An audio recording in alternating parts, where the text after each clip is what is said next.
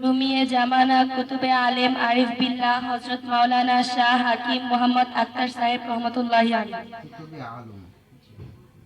আল্লাহ প্রেমের সন্ধানে, তরিকে বেলায়াত, ওলি হওয়ার পথ, কুদৃষ্টি, কুসম্পর্কের ক্ষতি ও প্রতিকার, ওলি হওয়ার 4টি আমল। তর্জমা মাওলানা আব্দুল মতিন বিন হুসাইন।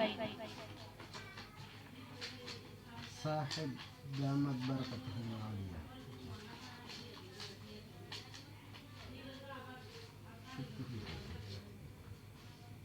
কি বলবে এই সুসিকে জানো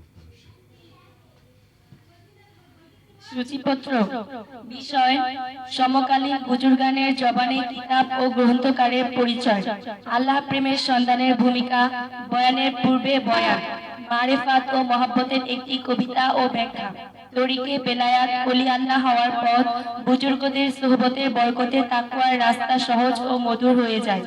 আল্লাহ ওলিদের সোহবত ব্যতীত নিছক মুজাহাদা, মেহনত ও সাধনা যথেষ্ট নয়। সাহাবীদের বিশেষ মর্যাদার কারণও সোহবত। ওলি আল্লাহ হওয়ার 3টি শর্ত। এই ফজল ও রহমত কোথায় পাওয়া যায়? বুজুর্গদের সোহবতের বরকত জীবন দিয়েও যদি আল্লাহকে পাওয়া যায় তবুও অতি সস্তা দামি পাওয়া গেল। বুজুর্গদের সোহবতের কারামত বা বিস্ময়কর শক্তি। বুজুর্গদের সোহবতের কারামত আশ্চর্য ক্রিয়া সম্পর্কিত ঘটনা। প্রথম ঘটনা, আল্লাহ ওলিদের প্রতি দোষারোপ করা বা অভিযোগ করা আল্লাহর রহমত হতে বঞ্চিত হওয়ার পূর্বাভাস। একটি ফিকহি মাসালার আলোকে সোহবতের উপকারিতা প্রমাণ। মহব্বতের কারামত শক্তি। আল্লাহর ওলিদের কারামতের দ্বিতীয় ঘটনা, ওলির সোহবতের সম্পর্ক ও সংস্রবের উপকারিতার একটি দৃষ্টান্ত। ওলি রূপে মনোনয়নের পর নিজেই তিনি তার মন ও জীবন গড়ে দেন। তরুণ তরুণীদের সাথে ক্ষণস্থায়ী ভালোবাসা, দুশ্চিন্তা, দুর্ভাবনা ও অশান্তির উৎস। কুদৃষ্টি, কুসম্পর্কের ক্ষতি ও প্রতিকার। কুদৃষ্টি, কুসম্পর্কের ভয়াবহ ক্ষতির বিবরণ ও অমূল্য উপদেশ। ইশকে মাজাজি বা অসৎ প্রেম হতে মুক্তি লাভের 6টি কাজ। কুদৃষ্টি ও অসৎ প্রেমের প্রতিকারমূলক ব্যবস্থা সমূহ: তাওবার নামাজ, হাজতের নামাজ, নফি ইসবাতের জিকির, ইসমে জাতের জিকির, বিশেষ নিয়মে ইসমে জাতের জিকির, মুরাকাবায়ে আলাম ইয়ালাম, মুরাকাবায়ে রুইয়ত, মওত ও কবরের মুরাকাবা, হাসর নসরের মুরাকাবা, জাহান্নামের আযাব মুরাকাবা, মুরাকাবায়ে ইহসানাতা, নজর হেফাজতের আপ্রাণ চেষ্টা, রূপ সৌন্দর্য ধ্বংসের মুরাকাবা, নফসের ইসলাহের সর্বাধিক গুরুত্বপূর্ণ ও কার্যকরী ব্যবস্থা, কুদৃষ্টির ক্ষতি ও ধ্বংসাত্মক পরিণতির মুরাকাবা, নজর হেফাজতের জন্য মুহিউস সুন্নাহ শাহ আবরারুল হক সাহেব রহমতুল্লাহি আলাইহির অমূল্য ব্যবস্থাপত্র। অসৎ প্রেম দমনের আরো কিছু জরুরি কাজ, বিশেষ স্তম্ভ। ওলি হওয়ার 4টি আমল: এক মুষ্টি পরিমাণ দাড়ি, পায়জামা, কুর্তা ইত্যাদি টাকনো না ঢাকা, চোখের হেফাজত, কুদৃষ্টিকারী 3টি মন্দ নামে আখ্যায়িত, অন্তরের হেফাজত। উক্ত 4টি গুনাহ থেকে বাঁচার সহজ হওয়ার 4টি আমল। বিশেষ দ্রষ্টব্য: মেয়েদের ওলি হওয়ার আমল, ইমামে আদেল, ন্যায়পরায়ণ রাষ্ট্রচালক সম্পর্কে চমৎকার ইলমি ব্যাখ্যা। বলখের রাজত্ব ত্যাগী বাদশার মর্যাদা আমরাও কি অর্জন করতে পারি? ছবি হারাম হওয়ার চিত্তাকর্ষক রহস্য, ইসলাহে নফসের সহজ নুসখা, হাকিমুল উম্মাত হযরত থানভী রহমাতুল্লাহি আলাইহির 3টি অতি গুরুত্বপূর্ণ মলফুজ। সমকালীন বুজুর্গানের জবানে গ্রন্থকারের একটু পরিচয়। আল্লাহ পাকের বেশুমার হাম, প্রিয় নবী সাল্লাল্লাহু আলাইহি ওয়াসাল্লাম, তাহার আসহাবে কেরাম রাদিয়াল্লাহু তাআলা আনহুম ও তামাম আউলিয়ায়ে উম্মতের প্রতি অসংখ্য দুরূদ ও সালাম। অতঃপর আরজ এই যে, অত্র কিতাবের ভাষ্যকর মহামান্য ও পরম প্রিয় মুর্শিদ আরিফ বিল্লাহ হযরত মাওলানা হাকিম মোহাম্মদ আক্তার সাহেব দামাত বারাকাতুহু বিশ্ববিখ্যাত বুজুর্গানি দিনের অন্যতম চিশতিয়ায়ে সাবেরিয়া তরিকার বরং 4ই তরিকার শ্রেষ্ঠতম বুজুর্গ, প্রায় 1,500 কিতাবের গ্রন্থকার ও ভাষ্যকর, হিজরি 4র্দশ শতাব্দীর মুজাদ্দিদ হাকিমুল উম্মাত মুজাদ্দিদুল মিল্লাত হযরত মাওলানা শাহ আশরাফ আলী থানভী রাহমাতুল্লাহি আলাইহি এর সিলসিলার আমানত বাহক, আরিফিন ও কামিলিনের অন্যতম হিসাবে বিশ্বময় তাহার সুখ্যাতি রহিয়াছে। হাকিমুল উম্মত হযরত থানভীর অতি উচ্চ স্তরের খলিফা হযরত মাওলানা শাহ আব্দুল গনি ফুলপুরি রহমাতুল্লাহি আলাইহি, যিনি খাস আশিক ও খাস খাদেম ছিলেন। সুদীর্ঘ প্রায় 15 বৎসর কাল তিনি ওই মহান পরশ পাথরের সোহবতে তাহার প্রেম বিদগ্ধ হৃদয়ের দোয়া ও দোয়ার মধ্যে কাটাইয়াছেন। হযরত শাহ আব্দুল গনি ফুরপুরি রহমতুল্লাহ আলাইহি বলিতেন, হাকিম আক্তার সর্বদা আমার সঙ্গে এইভাবে জড়িয়া থাকে যে যেভাবে কোনো শিশু মায়ের হাত কিংবা আঁচল ধরিয়া সর্বদা তাহার মায়ের সঙ্গে জড়িয়া থাকে। যৌবনের প্রারম্ভে তিনি 3 বৎসর কাল তিনি সমকালীন ভারতের নকশবন্দিয়া তরিকার সর্বশ্রেষ্ঠ বুজুর্গ হযরত মাওলানা শাহ মোহাম্মদ আহমদ সাহেব এলাহাবাদী রহমতুল্লাহ আলাইহির সোহবতে অতিবাহিত করিয়াছেন। মাওলানা এলাহাবাদী রহমতুল্লাহ আলাইহি বলিতেন, আক্তার বহু লোকের সিনায় এলম ও ইরফান থাকে, কিন্তু তাহার জবান থাকে না। এবার অনেকের জবান থাকিলেও ইলম ও ইরফানের দৌলত থাকে না। আলহামদুলিল্লাহ, আল্লাহ পাক তোমার সিনাকে মারিফাত ও মহব্বতের দৌলত দ্বারা যেমন ধন্য করিয়াছেন, তেমনি ভাবে মহব্বত ও মারিফত বর্ষী জবানও তোমাকে দান করিয়াছেন।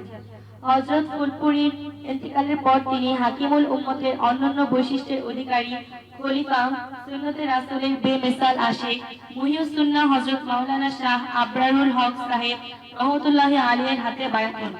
অতঃপর একদা তিনি তাহাকে পবিত্র কাবা শরীফ হইতে খেলাফত প্রদান করেন। তাহার দোয়ার বরকতে আল্লাহ পাক হযরতের এক কালের নিশ্চল জবানকে এমনই ভাবে খুলিয়া দেন যে বিশ্বের বড় বড় বাকিরাও মহব্বত ও মারিফাতের সাগর বর্ষী ও জবানের সামনে নিজেদেরকে নিরেট বোকা বলিয়া ভাবিতে বাধ্য হয়। আল্লাহ পাক ওই জান ও জবানকে বিশ্ববাসীর উপর আফিয়তের সহিত দীর্ঘজীবী করুন, আমিন। হযরত মুহিউদ্দিন বলেন, বড় বড় বুজুর্গানে দিন শিও মাশায়েখের প্রতি কিভাবে জীবন উৎসর্গ করিয়া জান কুরবান খিদমত করিয়াছেন, তাহা আমরা শুধু কানে শুনিয়াছি কিংবা কিতাব পড়িয়াছি। মাওলানা হাকিম আক্তার সাহেবের মধ্যে তাহা বাস্তবে প্রত্যক্ষ করিলাম। হাকিমুল উম্মতের বিশিষ্ট খলিফা করাচির ডাক্তার আব্দুল হাই সাহেব রহমতুল্লাহ বলেন, আল্লাহ পাক আমার প্রিয় পাত্র মুহতারাম মাওলানা হাকিম মোহাম্মদ আক্তার সাহেবকে এমন এক রুহানি তাকত নসিব করিয়াছেন, যাহা হৃদয় সমূহকে মস্ত ও উত্তপ্ত করিয়া দেয়। হাকিকত ও মারিফাতের যে এক যৌতুক ও আকর্ষণ তাহার মধ্যে বিদ্যমান, ইহা তাহার বুজুর্গানের ফয়েজ বরকত। বর্তমানে দারুল উলুম দেওবন্দ ভারতের শাইখুল হাদিস হযরত মাওলানা আব্দুল হক সাহেব বলেন, আমি হযরত মাওলানা হাকিম মোহাম্মদ আক্তার সাহেবের ছাত্র জীবনের সাথী। বাল্যকাল হইতেই মুত্তাকি হিসাবে তাহার শোহরত ও সুপরিচিত ছিল। ছোট্টবেলায় যখন তিনি মসজিদে নামাজ পড়িতেন, লোকেরা গভীর আগ্রহে তাহার নামাজ দেখিতে থাকিত। এরূপ নামাজ আমি জীবনে আর কোথাও দেখি নাই। তিনি আমার অত্যন্ত শ্রদ্ধেয় বুজুর্গ। মুহিউদ্দিন হযরত মাওলানা শাহ আবরারুল হক সাহেব রহমতুল্লাহ আলাইহির বিশিষ্ট খলিফা বিখ্যাত বুজুর্গ হযরত মাওলানা সালাহউদ্দিন সাহেব রহমতুল্লাহ আলাইহি একটা বলিতেছিলেন, হযরত হাকিম সাহেবের ভিতর হাজী ইমদাদুল্লাহ সাহেব মুহাজিরে মক্কি রহমতুল্লাহ আলাইহির আখলাকের প্রভাব বেশি। হাকিমুল ইসলাম হযরত মাওলানা কারি তাইয়্যিব সাহেব রহমতুল্লাহ আলাইহির বিশিষ্ট খলিফা সিলেট দরগাহ হযরত শাহজালাল মাদ্রাসার মুহতামিম হযরত মাওলানা আকবর আলী সাহেব রহমতুল্লাহ আলাইহি একটা আমাদের সম্মুখে হযরত মাওলানা শাহ হাকিম মোহাম্মদ আক্তার সাহেবকে জমানা শামসুদ্দিন তাবিয়েজি বলিয়া আখ্যায়িত করিয়াছেন। হযরত মাওলানা শামসুল হক ফরিদপুরি রহমতুল্লাহ আলাইহি খাস খাদেম ও মুহিউস সুন্নাহ হযরত মাওলানা শাহ আবরারুল হক সাহেব রহমতুল্লাহ আলাইহির অন্যতম খলিফা হযরত মাওলানা ফজলুর রহমান সাহেব রহমতুল্লাহ আলাইহি বলেন, আরিফ বিল্লাহ হযরত মাওলানা শাহ হাকিম মোহাম্মদ আক্তার সাহেব হইতেছেন লিসানে হাকিমুল উম্মত। বাংলাদেশ তাহার খলিফাদের মধ্যে উপমহাদেশের শ্রেষ্ঠতম মুহাদ্দিস হযরত মাওলানা হিদায়াতুল্লাহ সাহেব রহমতুল্লাহ আলাইহি, ঢাকার বড় কাটরা মাদ্রাসার সাবেক মুহতামিম হযরত মাওলানা মুহাম্মদ আলী সাহেব চাঁদপুরি হুজুর রহমতুল্লাহ আলাইহি, লালবাগ মাদ্রাসার প্রবীণ মুহাদ্দিস হযরত মাওলানা আব্দুল মজিদ সাহেব, ঢাকার হুজুর রহমতুল্লাহ আলাইহি, পুটিয়া মাদ্রাসার স্বনামধন্য মুহাদ্দিস হযরত মাওলানা নুরুল ইসলাম সাহেব, কুমিল্লার বিখ্যাত আলেম হযরত মাওলানা আশরাফ আলী সাহেব প্রমুখের নাম বিশেষভাবে উল্লেখযোগ্য। আল্লাহ প্রেমের সন্তানের ভূমিকা। সকল প্রশংসা আল্লাহ পাকের, দরুদ ও সালাম প্রিয় নবী সাল্লাল্লাহু আলাইহি ওয়াসাল্লামের প্রতি। খুব ও রহমত বর্ষিত হোক তার পরিবার পরিজন, সাহাবীগণ ও অনুসারীদের উপর। অতঃপর আরজ আল্লাহ প্রেমিকদের জবানে স্বীকৃত জমানার রুনি আরিফ বিল্লাহ হযরত মাওলানা শাহ হাকিম মোহাম্মদ আখতার সাহেব দামাত বারাকাতুহুমের সারা বিশ্বে আলোড়ন সৃষ্টিকারী তিনটি রিসালা তরিকে বেলায়াত প্রতিষ্ঠি সুসম্পর্কের ক্ষতি ও প্রতিকার এবং ওলি হওয়ার চারটি আমল। তরিকে বেলায়েতের মধ্যে আল্লাহর ওলি হওয়ার জন্য আবশ্যকীয় মুজাহাদা শর্তাবলী, আল্লাহর ওলিদের সংসর্গ, সম্পর্কের বরকত ও কারামত, জাদুময়ী ক্রিয়া ও উপকারিতা এমনইভাবে বর্ণনা করেছেন যে হৃদয় মন বিগলিত, অনুপ্রাণিত ও আল্লাহ প্রেমে উদ্বেলিত না হয়ে পারে না। লাহোর মজলিসে সিয়ানাতুল মুসলিমিনের উদ্যোগে প্রতি বছর জামিয়া আশরাফিয়া লাহোরে একটি বার্ষিক দিনী সম্মেলন অনুষ্ঠিত হয়, যেখানে সমগ্র উপমহাদেশ হতে হাকিমুল উম্মত মুজাদ্দিদুল মিল্লাত মাওলানা শাহ আশরাফ আলী থানভী রহমতুল্লাহি আলাইহির সিলসিলার অসংখ্য আশিকিন সমবেত হন। সে মতে 23শে জুমাদুল উলা 1414 হিজরি রোজ শনিবার আসরের পর বিশ্ববিখ্যাত বুজুর্গ আরিফ বিল্লাহ হযরত মাওলানা শাহ হাকিম মোহাম্মদ আখতার সাহেব দামাত বারাকাতুহু আলোড়ন সৃষ্টিকারী এক বয়ান রাখেন।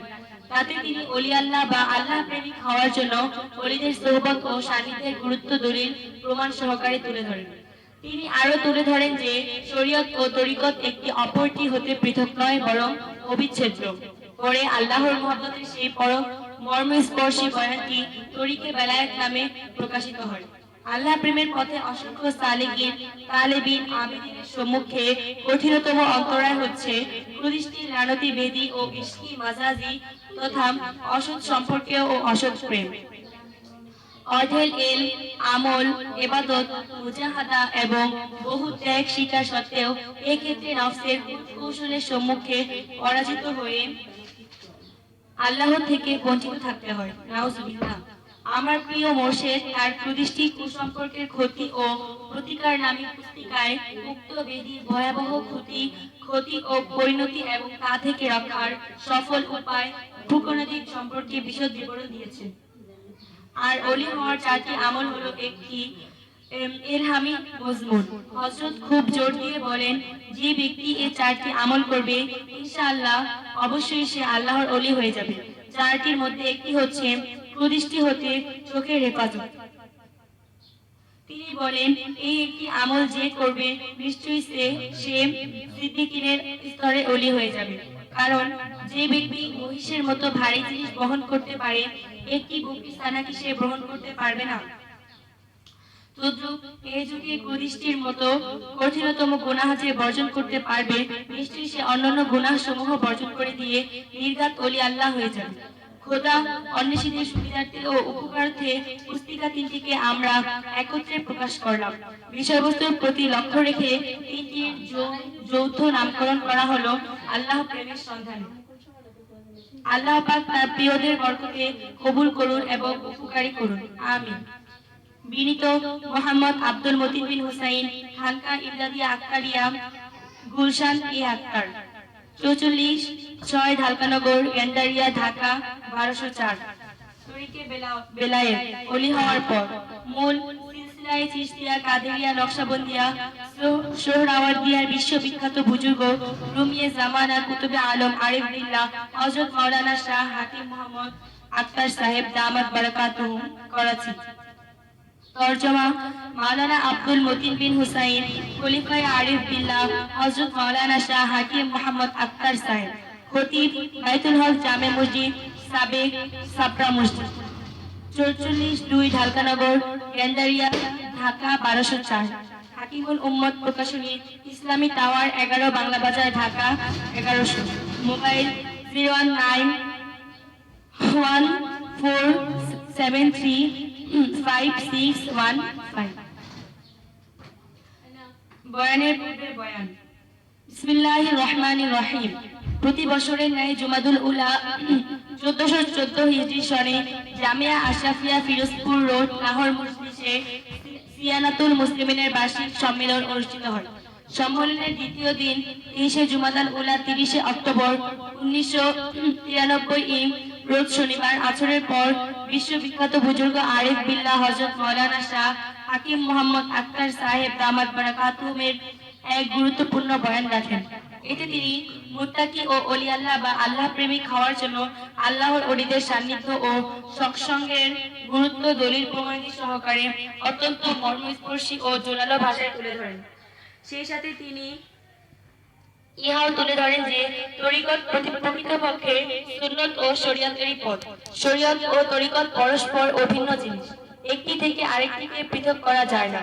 আলহামদুলিল্লাহ, হযরতের সেই বয়ানই কিতাব আকারে প্রকাশিত হওয়ার পর অত্যন্ত উপকারী বিবেচনা করে বাংলা ভাষায় তার অনুবাদে প্রকাশিত হওয়ার তৌফিক হচ্ছে। হযরতের মূল ভাষণের পূর্বে হযরতেরই লেখা আল্লাহর মহাব্বত ও মারিফাতে পরিপূর্ণ একটি কবিতা পড়ে শোনানো হয়। সেই প্রসঙ্গে হযরত কিছু মূল্যবান কথাও পেশ করতে থাকেন। নিম্নে তাও উদ্ধৃত হল।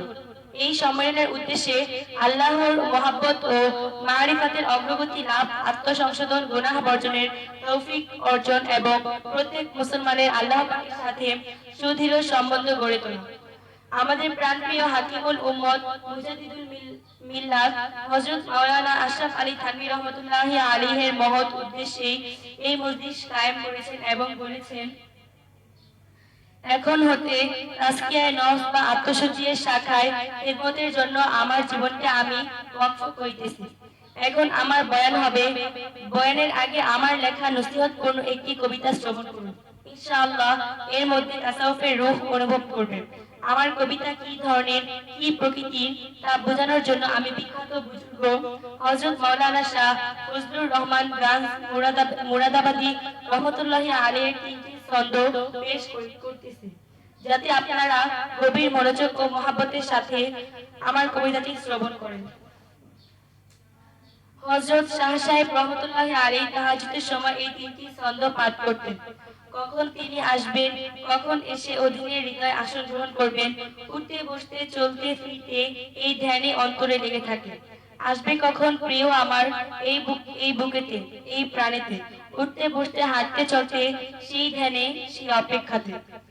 এক বুলবুল আছে যে আমার ভেদ বুঝে, আমার বুকের ঘা, আমার প্রাণের ব্যথা আমি তাকে ব্যতীত আর কাউকে বলি না, আর কাউকে দেখাই না।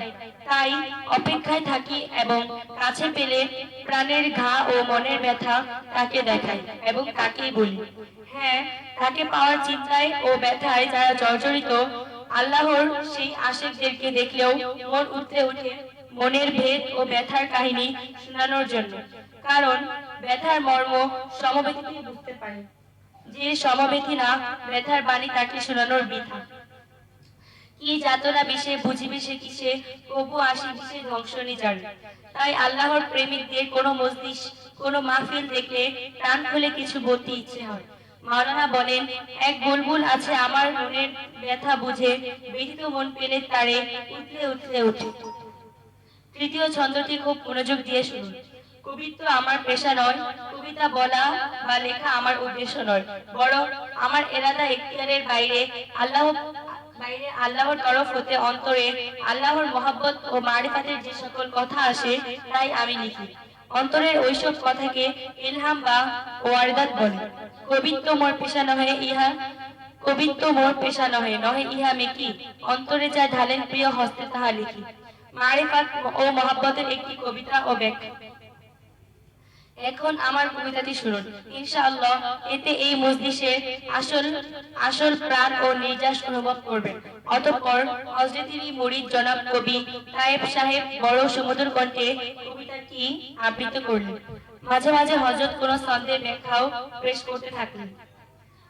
আয় আল্লাহ, এই পৃথিবীতে যে বান্দার উপর আপনি সন্তুষ্ট, দিবারাত সে এক অদৃশ্য ফুলবাগানে বিচরণ করতেছে। আপনার অসন্তোষের দরুন জিল্লত ও অশান্তির যে অসংখ্য কাঁটা নাফরমানকে ঘিরে ফেলে, তা থেকে সে মুক্ত থাকে এবং শান্তি, ইজ্জত ও সন্তুষ্টির কল্যাণে ভরপুর এক ফুলের মতো জীবনের অধিকারী থাকে। খুশি তুমি যাহার উপর প্রভু দয়ালু জাত, মসজিদ সৃজন ফুলবাগানে নিত্য দিবারাত। এর ব্যাখ্যা শুনে নিন। অর্থাৎ যে বান্দা এই জমিনের উপর আল্লাহকে খুশি রাখে, নিজের খুশি ও অসন্তুষ্টির বিষয়গুলোকে আল্লাহর জন্য কোরবান করে, আল্লাহর জন্য বিসর্জন দেয়, অর্থাৎ মনের কুচিন্তা, কুখেয়াল, কুখাহেশ গুলিকে যে ভিতর মেরে ফেলে আল্লাহ পাক তাকে সন্তুষ্ট ও আনন্দচিত্ত রাখার জিম্মাদারি গ্রহণ করেন। ফলে জমিনের উপর সর্বদাই সে খুশি ও আনন্দের মধ্যে ডুবে থাকে। আমি যখন আমার ভুল চোখের জন্য লজ্জায় অনুশোচনায় আল্লাহর সম্মুখে কাঁদি, তখন আমার চোখের পানি দেখে আল্লাহর রহমতের মেঘমালা আমার অন্তরে বৃষ্টি বর্ষণ করে। কান্দি যখন সম্মুখে তার লজ্জাভরা মনে শীতল করে দগ্ধ মরম দয়ার ভরি শোনে। আয় আল্লাহ, আপনার সম্মুখে মাথা নত করাই আমার জীবনের আসল কাজ এবং আসল সাফল্য। আপনার দুয়ার ও আমার মাথা, ইহাই জীবনের মর্ম কথা। এই জীবনে আসলো ব্রত, আসলো চন্দ্র তারা, তোমার দ্বারে তোমার পায়ে শির আনত করা। আমার এই ছন্দের ব্যাখ্যায় মাওলানা জালালউদ্দিন রুমি রহমাতুল্লাহি আলাইহির একটি ছন্দ পেশ করেছি। তিনি বলেন, আয় খোদা, উভয় জগতের চেয়ে জমিনের ওই টুকরা আমার নিকট বেশি প্রিয় এবং বেশি দামি, যেখানে আমি আপনার সম্মুখে মস্তক রাখতে পারি। অর্থাৎ যেই জমিনের উপর আপনাকে স্মরণ করার তৌফিক হয়, সেই জমিন আমার নিকট উভয় জগতের চেয়ে বেশি উত্তম ও বেশি প্রিয়। আয় আল্লাহ, তোমার চৌকাঠে যখন মাথা রাখি, এতে আমি এত মজা পাই যেন সমগ্র পৃথিবীর সমস্ত স্বাদ মজা এখানে একত্রিত হয়েছে। একবার হযরত মাওলানা শাহ ফজলুর রহমান গাঞ্জ মুরাদাবাদী রহমাতুল্লাহ আলাইহি হাকিমুল উম্মত হযরত থানভী রহমাতুল্লাহি আলাইহিকে বলেন, মাওলানা আশরাফ আলী সাহেব, শুনুন, যেহেতু আপনি আমার একনিষ্ঠ লোক, ঘনিষ্ঠ লোক, সেজন্য আপনাকে বলতেছি, যখন আমি সিজদা করি এবং সুবহান রাব্বিয়াল আলা বলি, তখন আমি এমন এক স্বাদ ও আনন্দ পাই যেন আল্লাহ পাক আমাকে আদর করতেছেন, যেন তিনি বড়ই প্যার ও মহব্বতে আমার মাথায় হাত বুলিয়ে দিতেছেন। বস্তুত যে ব্যক্তি এই পৃথিবীর মধ্যকার সর্বপ্রকার স্বাদ মজার স্রষ্টা আল্লাহর সাথে সম্পর্ক গড়ে তোলে, সে যখন সিজদার মধ্যে আল্লাহর চৌকাঠে মাথা রাখে, সমগ্র পৃথিবীর সব রকমের লজ্জত সে ওই এক সিজদার মধ্যে পেয়ে যায়। সিজদা মাঝে তোমার পায়ে মস্তক আমার পড়া, দোজাহানের তৃপ্তি পেয়ে আমি আত্মহারা। আল্লাহ পাকের রিজিকের মধ্যে সুবহানাল্লাহ, কি স্বাদ, কি মজা এবং কি এক শান্তি, কি এক তৃপ্তি লাগে আল্লাহ পাকের সম্মুখে কান্নাকাটির মধ্যে, কাকুতি মিনতির মধ্যে এবং তাহার সম্মুখে ফরিয়াদ ও বেদনা প্রকাশের মধ্যে। আল্লাহর নামের জিকিরে ভাই কি মজা, কি নেশা, কি যে মধুর রোদন বেদন, নাইকো বলার ভাষা। সিজদার মধ্যে কত যে নৈকট্য, কত যে নিবিড়তা আমি অনুভব করি, সেই কথা আমি কিভাবে প্রকাশ করব? মনে হয় যে জমিনের উপর আমি সিজদা করতেছি, সেই জমিন এখন এই জমিনে নয়, সেই জমিন আসমানের উপরে। সেখানে আমি মস্তক অবনত করে আল্লাহর সম্মুখে পড়ে আছি। যেমন হযরত খাজা আজিজুল হাসান মুজলুব রহমাতুল্লাহি আলাইহি বলেছেন, সিজদার মধ্যে মাওলা পাকের আমি এত নিবিড় সান্নিধ্য ও নৈকট্য অনুভব করি যে যখন আমি সিজদায় মাথা রাখি, জমিনকে আমি আসমান বানিয়ে দিই। সিজদা মাঝে তাকে আমি এত কাছে পাই, মাটিতে নয় মাথা যেন আরশ করে ভাই। হে আকাশের বজ্র, জমিনের দিকে আসতে হলে তুমি তোমার রূপ পরিবর্তন করে নিও, কারণ আমার হৃদয়ের মধ্যে আমি মাওলার হুজুরে ফরিয়াদ ও বেদনার আওয়াজ শুনতে পাচ্ছি। যদি তুমি আমার দিকে রোগ করো, তবে বেদনার সেই আগুন তোমাকে ভস্মীভূত করে দেবে। আল্লাহর আশিকের জীবনের পথে এবং পাতায় পাতায় একটি শিক্ষাই অনুষ্ঠিত ও প্রতিফলিত হয়েছে, আর তা হলো আল্লাহর ইচ্ছা ও মর্জির সম্মুখে সম্পূর্ণ অবনতশীল থাকা এবং যে সকল কামনা বাসনা আল্লাহকে পাওয়ার পথে অন্তরায় মনের বিরুদ্ধে যুদ্ধ করে, ওই সকল কামনা বাসনাকে কঠোরভাবে দমন করা। মনের মোহ ত্যাগ করিয়া মনমোহনের সাথে বাঁধতে হবে প্রেম জুড়ি দিবাই এবং রাতে। সুখে দুঃখে মর্জি তাহার শিরোধার্য করি, গড়তে হবে প্রিয় সনে মধুর প্রেমন গড়ি। এই ছন্দটির ব্যাখ্যা করা খুবই জরুরি, কারণ যারা আল্লাহ পাকের ইশক ও মহব্বতের রাস্তায় আছে, তাদের পক্ষে ইবাদত করা আসান, তাহাজ্জুদ পড়া আসান, হজ উমরা আসান, বুজুর্গদের সোহবতে থাকা আসান। দ্বীনের রাস্তায় সময় লাগানোর আশা, কিন্তু গুনাহ ত্যাগ করা মুশকিল মনে হয় এবং এই ব্যাপারে দ্বিধা সংকোচের মধ্যে পড়ে যায়। তাই এই ছন্দের মধ্যে যে বিষয়টির প্রতি গুরুত্ব আরোপ করে বলা হয়েছে যে আল্লাহ পাক যে সকল কাজকে হারাম করেছেন, মনের যে সকল কাজ মোহ মায়া কামনা বাসনাকে আল্লাহ পাক তার অসন্তুষ্টির কারণ বলে তা বর্জন করতে বলেছেন।